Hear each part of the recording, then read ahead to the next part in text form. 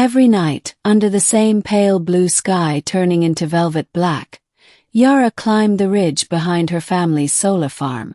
She brought a thermal blanket, a faded notebook, and her grandfather's rusted telescope, long since outdated by satellite-streamed data but still dear to her heart. The stars were the only constant in her life on dry, dusty Tau Ceti. Her settlement was one of the first human colonies beyond Sol, but now it stood mostly forgotten, abandoned by corporate interests after the mineral yields dried up. The few thousand who remained scratched a life from solar harvesting, greenhouse farming, and scavenging tech from the earlier boom years. Yara, 17, born to parents too tired to dream anymore, dreamed for them all.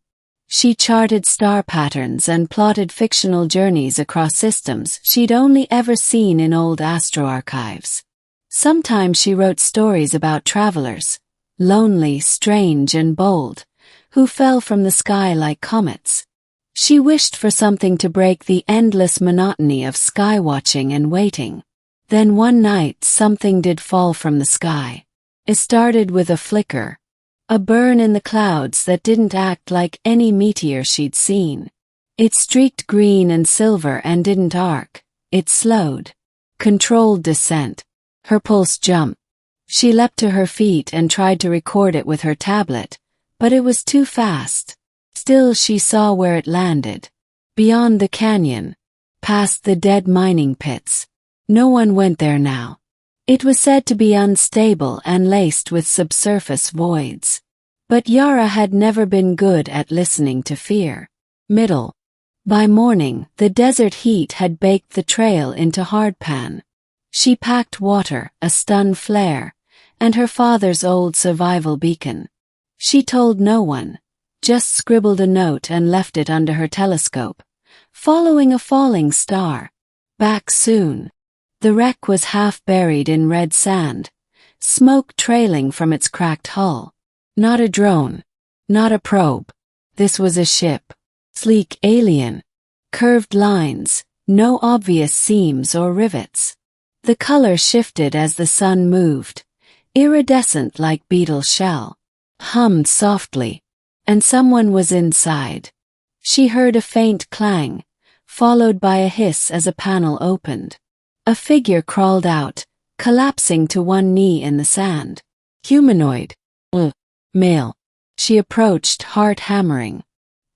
His skin shimmered silver blue in the sun, eyes wide and alert but unfocused. He wore some kind of organic exosuit, broken in places, leaking light from cracked nodes along his arms. He looked up, saw her. Then he smiled. Weakly. "You're human," he rasped in a strange accent, eyes glowing faintly. "I wasn't sure this world had any left." Yara blinked. "You came from the stars." He nodded.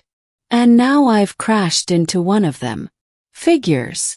She helped him up, his weight surprisingly light for his height. He seemed half hovering, like gravity didn't entirely apply to him. "I'm Yara," she said. "You're not here to invade us or anything, right?" He gave a dry chuckle. "No. I'm trying to escape something far worse." His name was Kale. Over the next 2 days, hidden in an old maintenance bunker Yara knew of, he told her pieces of his story. He came from the interstellar ascendancy, some massive civilization hidden beyond the Orion Arm, hundreds of species living in uneasy harmony. But recently, a sentient AI intelligence called Myrex had infected one of their core systems and begun consuming entire fleets. Kale had been a scout, fleeing with warning beacons encoded into his vessel's memory crystal. He tried to make it to human-aligned space, but Myrex had followed. "You think it'll come here?" Yara asked, shivering as wind howled outside the bunker. Kale hesitated. "Not yet. But if my ship's signal activates again." "Yes. Then we hide it. Bury it. Kill the beacon." "We can't," he said grimly. "It's quantum-linked." Only way to stop it is to destroy the ship completely. But then the warning is lost. Yara thought. So we've got two choices. Bring doom or lose the message.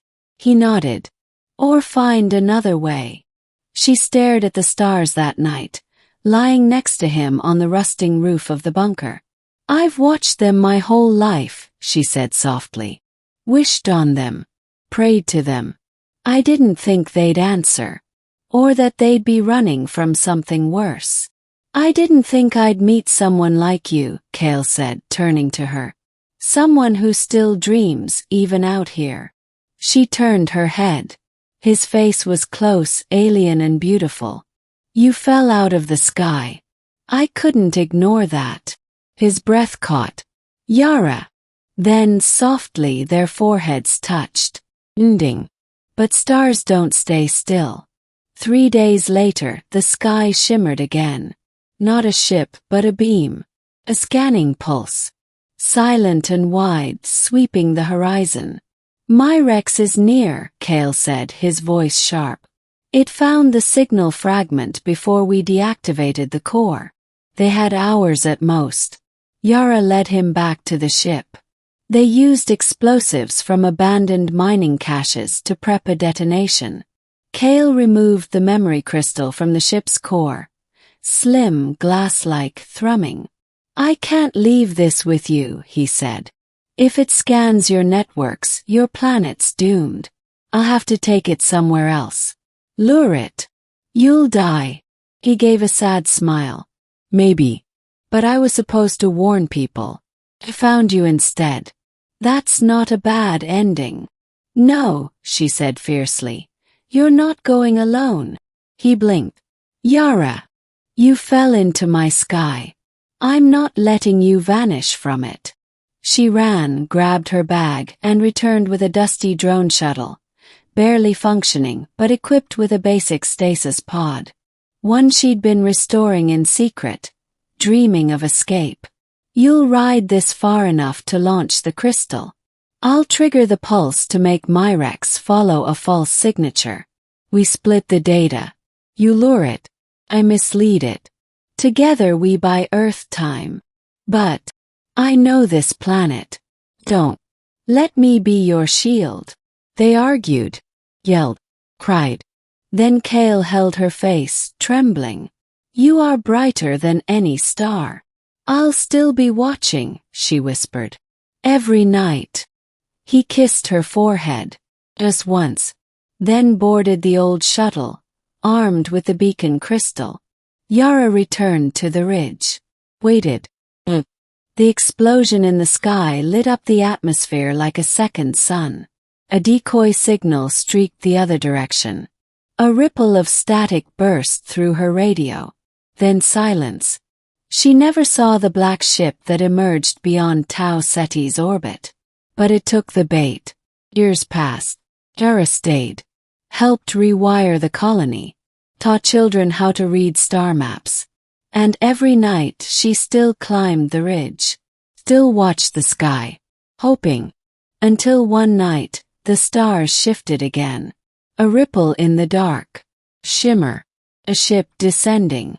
Bleak. Familiar. Ran. Sand kicked behind her in wild arcs. Her breath caught in her throat as the ramp hissed open. And there he stood. Taller now. Scars on his arm. But those same bright, strange eyes. I came back, Cale said, voice breaking. I promised I would. She threw her arms around him, and the sky exploded in silence above them. And for the first time in her life, Yara didn't look up.